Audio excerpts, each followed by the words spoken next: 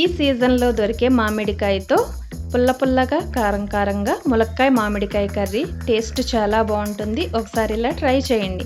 మీకు ఎలా అనిపించిందో నాకు కామెంట్ చేయండి. అందరికీ నమస్కారం అండి. మన ఛానల్ చూస్తున్నందుకు చాలా థ్యాంక్స్ అండి. ముందుగా ఈ కర్రీ కోసం ఆనియన్స్, పచ్చిమిర్చి, టమాటాలు, మామిడికాయ, ములక్కాయలు తీసుకున్నాను.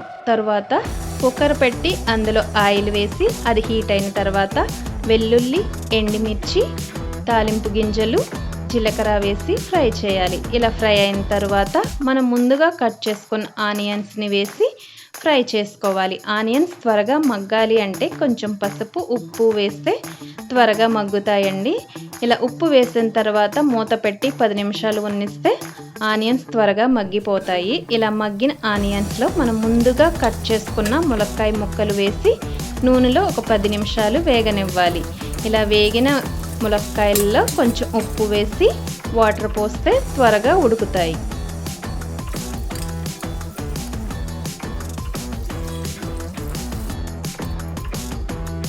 పది నిమిషాలు మూత పెట్టి తీస్తే ములక్కాయ ముక్కలు ఇలా ఉడికాయి కదండి.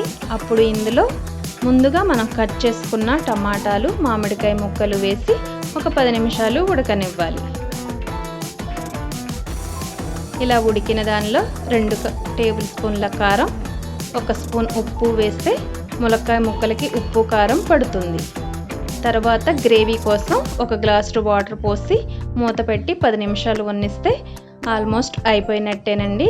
గ్రేవీగా ములక్కాయ కర్రీ రెడీ అయిపోయింది. ఈ టైంలో మన టేస్ట్కి తగ్గట్టు ఉప్పు వేసుకొని ధనియాల పొడి కొంచెం వేసుకొని సర్వ్ చేసుకుంటే పుల్లగా కారంగా ఉన్న ములక్కాయ మామిడికాయ కర్రీ రెడీ అయ్యిందండి. ఇది మీకు ఎలా అనిపించిందో నాకు కామెంట్ చేయండి. మీకు ఈ కర్రీ నచ్చితే మన ఛానల్ని సబ్స్క్రైబ్ చేసుకోండి, లైక్ చేయండి, షేర్ చేయండి. ఈ వీడియో ఇంతవరకు చూసినందుకు చాలా థ్యాంక్స్ అండి.